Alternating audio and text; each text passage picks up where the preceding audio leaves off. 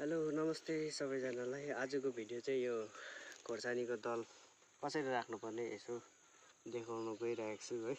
अस्ति सबैले जनवरीतिरै फेब्रुअरीतिरै कसैले डिसेम्बरतिर राखेछ है। कतिको उम्रेन रहेछ के भएछ। मैले चाहिँ भिजाएको छु दल रेडी गरेर, कति 8 दिन जस्तो भयो भिजाएको है। म चाहिँ आज मात्रै राख्नु गइरहेको छु। दल चाहिँ यस्तो भएको छ, यहाँ हेर्न सक्नुहुन्छ, उम्रिसकेको छ हो।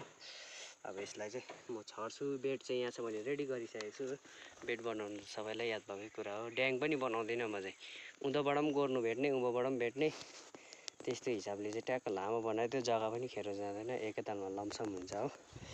अन्त म चाहिँ यसरी ट्याक्कै यसलाई चाहिँ टक्कै यसरी ठ्याक्कै मिलाएर यसरी छर्नुपर्छ। टक टक टक टक टक टक टक टक टक टक टक टक छर्नुपर्छ।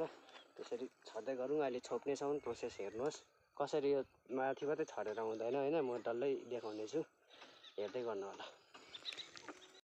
बिउ चाहिँ यसरी छरेपछि चाहिँ कतिले चाहिँ यतिकै छोपिदिँदो रहेछ हो। यतिकै चाहिँ छोप्नु हुँदैन, यसलाई चाहिँ जति सक्दो भित्रै गाड्नुपर्छ। यसरी गाडिदिनुपर्छ सबैतिर। म त्यसरी नै गाड्छु हो। अन्त चाहिँ उनिउले छोपेको पनि हेर्नुहोस् कतिको छोप्नुपर्छ। कतिले बोराले छोप्दछ, त्यो पनि मिस्टेकै हुन्छ। प्लास्टिकले छोप्नु पनि अलिक गल्ती नै हुन्छ। उनिउै राम्रो बेस्ट चाहिँ।